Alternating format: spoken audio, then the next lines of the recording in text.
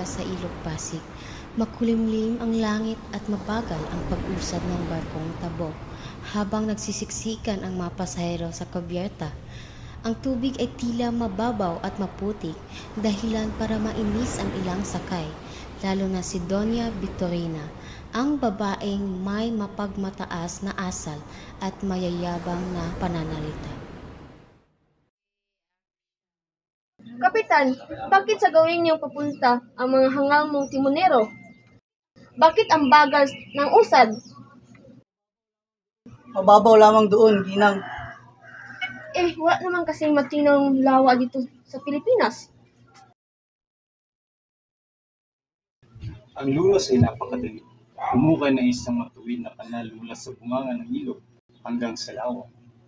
Ngunit dun, Simon, nangailangan yun na malaking halaga. Gamitin ang mga bilanggo, pagawain ng buong bayan. Paglagain ng itik ang lawa para lumalim ito. Maaari ko bang ilathala ang iyong panukala?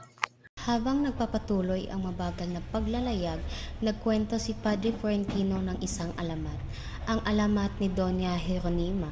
Tahimik na nakikinig ang mga pasahero, maliban kay Simon, nawari naglalakbay ang isip sa sariling nakaraan. Noong unang panahon, may mag-aaral na nangako sa kanyang dalaga, ngunit naging arsobispo siya. Nagkuweba siya para sa kanya. Kahanga-hanga, isusulat ko to. Ano sa palagay ninyo, Padre Sal? Hindi marangal na bawian ang pag-asa ang isang negro. Di ko matulad ng ugali ng isang arsobispo. Doon sa dako roon, pinaputukan si Ibarra hanggang magkulay dugo ang tubig.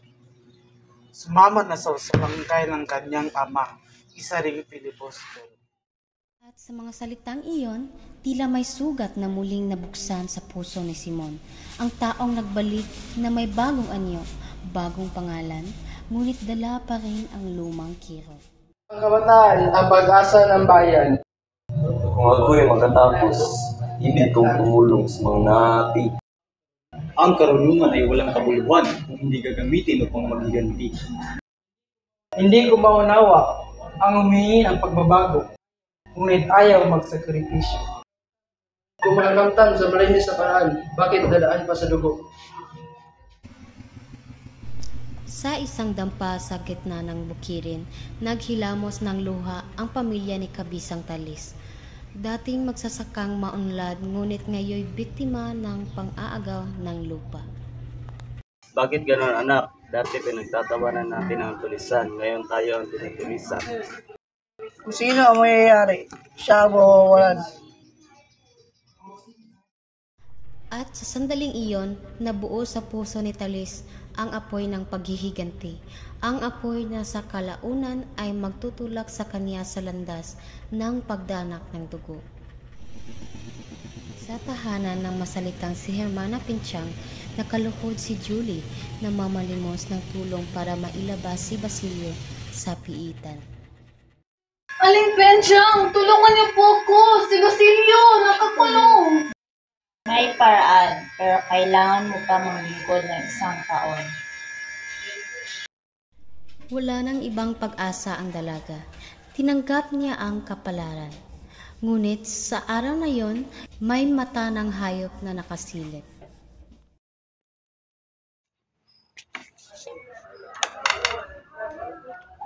Ang ganda po talaga, Julie. Halika nga rito. Padre, ang aking kalinisang puri! Walang nakakaalam. At sa gabing iyon, si Julie ay tumakas sa bintana at tumalon. Dala ang kahihiyan na hindi kayang batain. Ginong Simon, Isang akbang mo pa, ipapatay na kita. huwag po, ako sa Basilio. Basilio, anak ng ating dating guro. Senyor Ibarra. Senyor Ibarra, ikaw ba si Ibarra? Si Ibarra ay patay na. Ako ngayon ay si Simon. Basilio, sumali ka sa akin. Oras na ng pagkikita. Hindi ko po kaya. Ang bayan ay nangangailangan ng dugo para magising. At sa gabing iyon, nagkahiwalay ang dalawang landas. Ang isa sa revolusyon, ang isa sa pag-aatubili. Sa maaliwalas na hardin, nagtatagpo sina Isagani at Paulita Gomez. Ngunit hindi pag-ibig ang hatid ng babae, kundi pagputol. Isagani, ito ay idealista. Si Juanito ay praktikal. Mayaman ang kanyang ama. Paulita, ang pag-ibig ay kailangan praktikal. Oo, Isagani. Sumili na ako. At sa isang suliyap, naglaho ang pangarap ni Isagani.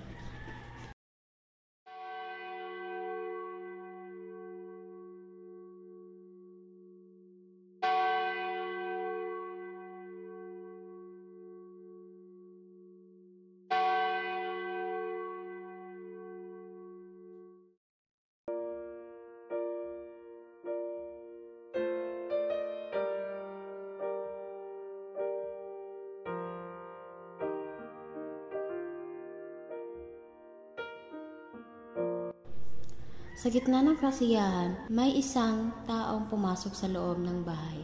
Si Simon, bitbit ang lamparang naglalaman ng nitroglycerina at ibinigay ito kay Paulita. At ito ay regalo niya kay Paulita at Juanito. Ngunit hindi alam ni Simon na nandoon si Isagani. Nalaman ni Isagani ang balak ng pagpasabog. At sa sandaling iyon, tumibok ang puso niya. Hindi para sa paghihinti, kundi para sa pag-ibig. Kinuha niya ang lampara at papalakas niyang itinakas ito. At nang makating niya ang dagat, itinakan niya ang lampara. Sa isang iglap, inubog sa tubig ang apoy ng revolusyon. Nang sumabog ang pagulong ng saksay, alam ni Simon na ang kanyang malaking plano ay nabigo. Ang apoy na dapat magsimula ng revolusyon ay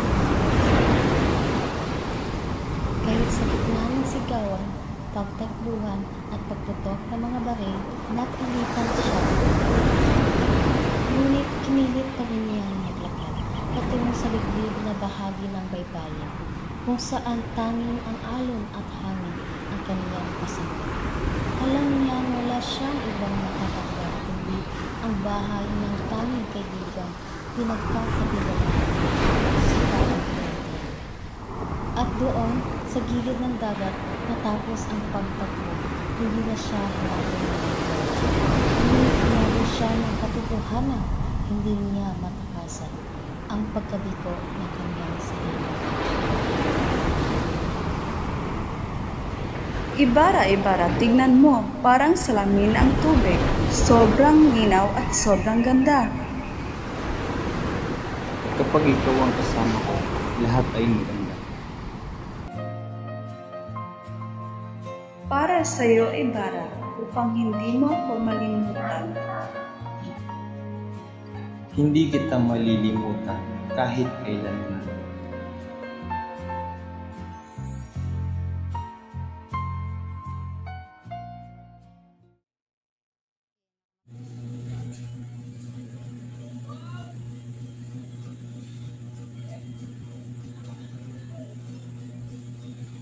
Ako'y nabigo. Ang mundo ay hindi maliligtas sa pamamagitan ng dahas at dugo. Nais kong gumanti. Nais kong isigaw ang aking puot. Ipahayag mo sa Diyos ang iyong mga lihim. Siya lamang ang nakakabatid ng tunay na kalayaan. Nanghina ang paghinga ni Simon. Dahan-dahang pumikit ang kanyang mga mata. Sa wakas, natuldukan ang buhay ni Crisostomo Ibarra, ang binatang minsang nangarap ng mapayapang pagbabago, at ang alaherang puno ng puot na nagngangalang Simon. Naiwan si Padre Frentino sa tabi ng walang buhay na katawan, at nang isalaysay ni Simon ang mga lihim, ang mga alahas, ang mga sandatang dapat pasabugin, ang makanyang pagtitiwala sa revolusyon. Nalaman ng pare ang bigat ng panganib. Dinala niya ang kahon ng mga alahas sa gilid ng bangin, kung saan ang dagat ay walang hanggan. At sa isang malakas na ibinugang hangin, inihagis ni Padre Florentino ang mga alahas sa karagatan. Bumagsak ang mga ito sa kailaliman, parang mga pangarap na nawaglit, parang apoy na tuluyang pinatay ng dagat. Magsilbing aral nawa kayo sa mga naghangad ng kalayaan sa maling paraan. Ang karangyaan na galing sa kasalanan ay hindi magbubunga ng tunay na kalayaan. Tanging puso na malinis at taong handang magsakripisyo ang makapagbibigay na bukang liwayway sa bayan.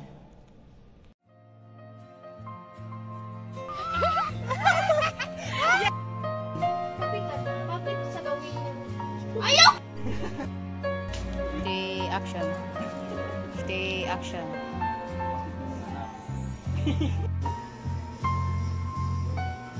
Sumpah yun.